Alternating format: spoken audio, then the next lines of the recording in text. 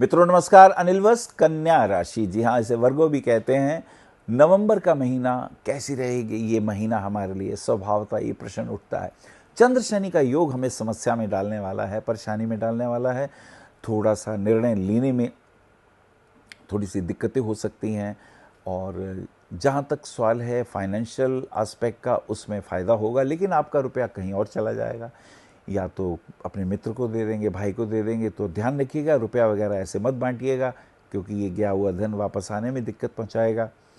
Father के काम में थोड़ी सी दिक्कत दिखाई दे रही है, फाइनेंशियल दृष्टिकोण से थोड़ी सी प्रॉब्लम महसूस हो रही हैं। और जहाँ तक सवाल है आपके दोस्तों का, वो अच्छे हैं, आपका साथ निभाने वाले हैं। एजुकेशन के पॉइंट ऑफ व्यू से भी थोड़ा सा हमें केयरलेस नहीं होना है।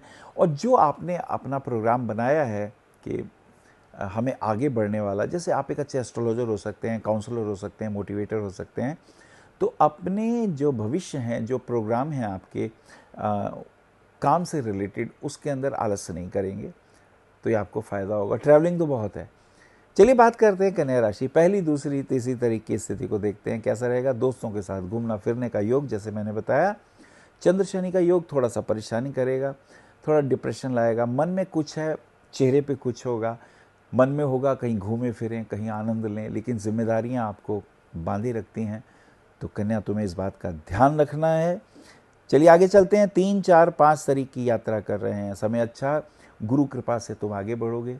आपके जीवन में सबसे महत्वपूर्ण चीज़ संस्कार हैं, गुरु का प्रेम है, गुरु का ज्ञान है, गुरु ही तप है, गुरु ही यश है।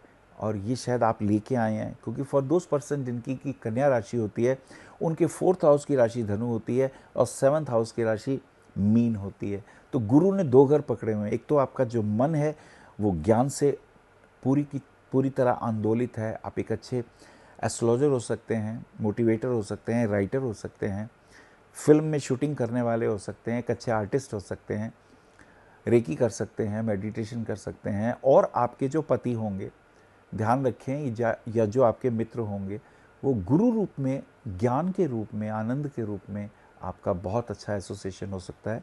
इसको ध्यान में रखने वाली बात है। 6 7 8 9 तारीख की यात्रा करते हैं। बुध का वृश्चिक राशि में प्रवेश हो जाता है। अब आपका जो बुध है वो अगर वृश्चिक राशि में जा रहा है तो इसका कुछ मतलब हो गया। इसका मतलब दोस्तों के साथ आप जब समय निकालेंगे तो आप ध्यान रखिएगा, थोड़ा डिस्टेंस रखते हुए, और जो आपका काम है उस पर ज़्यादा कंसंट्रेट करिएगा। मुझे लगता है आने वाले समय में अपनी प्रॉपर्टी बनाने के दृष्टिकोण से, या अपने काम को और अच्छे ढंग से फ्लरिश करने के दृष्टिकोण से आप कुछ प्लानिंग करेंगे और उसमें आपको लाभ भी होगा। और 9 10 11 तारीख की यात्रा करते हैं। 9 10 11 तारीख की यात्रा, कुछ अच्छी थिंकिंग, कुछ पॉजिटिव विचार, कुछ हो सकता है एस्ट्रोलॉजिकल पॉइंट ऑफ व्यू से कोई वर्कशॉप करने का सोचें, या बाहर जाने का सोचें, या कपड़े का काम हो तो कपड़े के काम के अंदर डिज़ाइनिंग का काम है।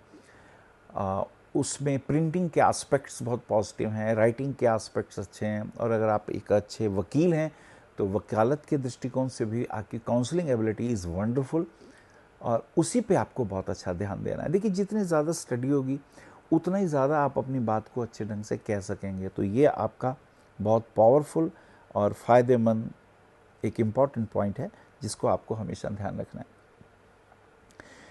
10 11 12 तारीख की यात्रा कर रहे हैं। 10 11 12 तारीख की स्थिति को हम देखते हैं। तो ये स्थिति किस प्रकार चलती है, इसमें हमें ध्यान रखना है। खास करके हेल्थ के लिए ध्यान रखना है, खाने पीने में ध्यान रखिएगा। कन्या, तुम्हारा जो डाइजेस्टिव सिस्टम है ये कभी कभी वीक हो जाता है। आप खट्टी मीठी चीज़ें या तेज़ चीज़ों को से परहेज़ रखें, क्योंकि ये आपकी हेल्थ के लिए बहुत इम्पॉर्टेंट है। और मुझे लगता है थोड़े से आप गुस्से में भी आ सकते हैं, कुछ एग्रेसिव मूड हो सकता है, बी केयरफुल। खास करके अपने दोस्त के साथ आपको क्रोध आ जाता है, आक्रोश आ जाता है, या आपका दोस्त आपको ठीक से नहीं समझता है, और आपकी जो आर्गूमेंट है, आपकी जो बातचीत है, उसमें कभी कभी टेंशन क्रिएट होती है। मुझे लगता है कन्या, तुम्हें धैर्य का सहारा लेना चाहिए, ये आपके लिए अच्छा है। 13 14 15 तारीख की यात्रा कर रहे हैं। 15 तारीख को सूर्य का वृश्चिक राशि में प्रवेश हो जाता है। अब सूर्य जो है आपका द्वादशेष है, व्ययेश है। आपकी आंखों का भी ध्यान रखिएगा, आई साइड वीक हो रही हैं, चश्मा वगैरह ज़रूर लगाइएगा, चेकअप कराते रहिएगा, कैटरेक्ट वगैरह ना है इसका भी ध्यान रखिएगा। अब 4 ग्रहों का ये एक योग एक विशेष योग बना, 3 ग्रही योग तो बना ही हुआ है, बुध शनि और सूर्य का। तो बुध जो है वो दोस्तों के साथ इन्वॉल्व है, या आपके जो रिलेशंस हैं उनके साथ आप ज़्यादा इन्वॉल्व हैं आने जाने में, और हो सकता है कि ऐसी स्थिति में फिर तनाव पैदा होता है, तो आपको थोड़ा डिस्टेंस रखना है, इसका आप ध्यान रखिएगा। 16, 17, 18 तारीख की स्थिति को देखते हैं।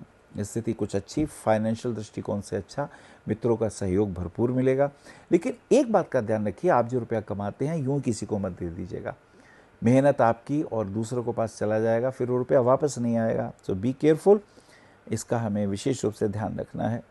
और थोड़ा मूड भी आपका, थोड़े से आप इमोशनल से हैं, और अपने मित्रों के साथ भी ध्यान रखिएगा, थोड़ा डिस्टेंस बना के रखिएगा, और पार्टनरशिप वगैरह उनके साथ मत करिएगा, अन्यथा उसमें फ़ायदे की जगह नुकसान हो सकता है। 19, 20, 21 तारीख की बात करते हैं। थोड़ा मन स्वाभिमानी सा हो जाएगा, थोड़ा इरेटिक सा होगा, थोड़ा मन करेगा ध्यान कर लें, मेडिटेशन कर लें, तो मुझे लगता है अच्छा है। और घूमने का भी योग बन सकता है, बाहर विदेश जाने की भी प्लानिंग की जा सकती है, अपने शहर से बाहर भी आप यात्रा कर सकते हैं।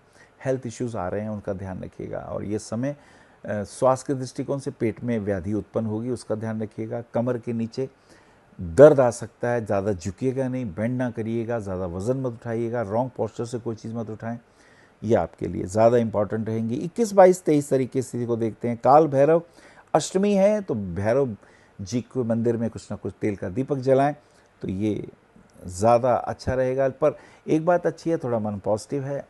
अब बिजनेस पॉइंट ऑफ व्यू से अच्छे विचार, अच्छी सोच और अच्छे विचार और एक्शन प्लान, 3 चीज़ें इंपॉर्टेंट होती हैं।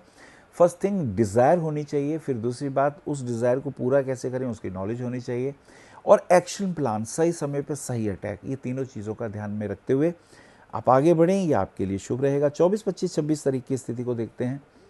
फाइनेंशियल दृष्टिकोण से फ़ायदा होगा, कुछ घर में या ऑफिस में कुछ इंटीरियर का काम। मुझे लगता है वास्तु के अंदर भी थोड़ा ध्यान रखें आप, अगर आप एस्ट्रोलॉजर हैं या काउंसलर हैं, तो मोटिवेटर हैं, या कोई आप अध्यात्म से जुड़े हुए हैं, तो वास्तु के टिप्स आपके लिए बहुत अच्छे हैं। या मेडिटेशन के साथ साथ रेकी कर सकते हैं, या टैरो वगैरह में भी आप स्पिरिचुअल साइंस में इंटरेस्ट लीजिएगा, क्योंकि आपके वाणी भाव में शुक्र है, और शुक्र जो है नॉलेज का, ज्ञान का, तप का देवता है, और ये अच्छा है आपके लिए। चाहे वो ज्वेलरी डिज़ाइनिंग हो, चाहे वो काउंसलिंग की बात हो, तो ये आपके लिए शुभ रहेगा। चलिए आगे चलते हैं। 26, 27, 28 तारीख की स्थिति को देखते हैं।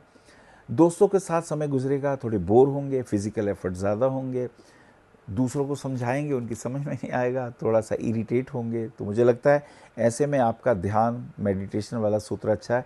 और हाँ, किसी को रुपया मत दीजिएगा, मैं बार बार बोलता हूँ, वो समय अनुकूल नहीं है, नुकसान होगा। और 29, 30 तारीख की अगर हम बात करें, कुछ अच्छा, ममा के साथ समय बहुत अच्छा गुजरेगा, या आपके टीचर जो गुरुदेव होंगे या ममा, इनके साथ समय अच्छा गुजरेगा। ज्ञान जहाँ से भी होता है उसी को हम गुरु कहते हैं, तो आपको चाहिए द मोर नॉलेज जो है मोर सेटिस्फैक्शन देता है।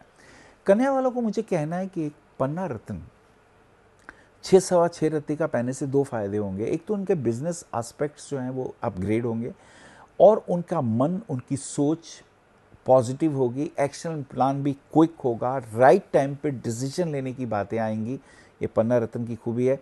और अगर इसके साथ आप हीरा पहन लेते हैं तो भाग्य साथ देता है। देखिए भाग्य शब्द कैसे बनता है, एक अच्छी सोच, उस सोच को पूरा करने के लिए राइट नॉलेज, उस राइट नॉलेज को प्राप्त करने के लिए टाइमली एक्शन, जब ये 3 चीज़ें जुड़ जाती हैं तो एक कर्म बनता है।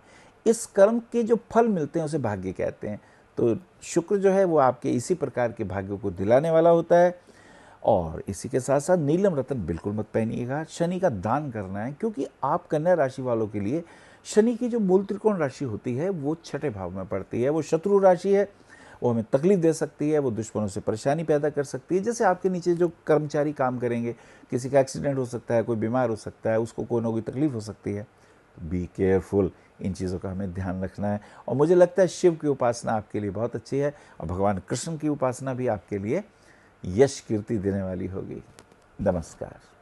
आप आचार्य श्री अनिल वत्स जी के ज्योतिष व ध्यान संबंधी प्रोग्राम www.astroanilvats.com व मासिक राशिफल YouTube पर भी देख सकते हैं। विशेष जानकारी के लिए संपर्क करें भविष्य कथन VE 279 गली नंबर 6 हरिनगर न्यू दिल्ली 110064।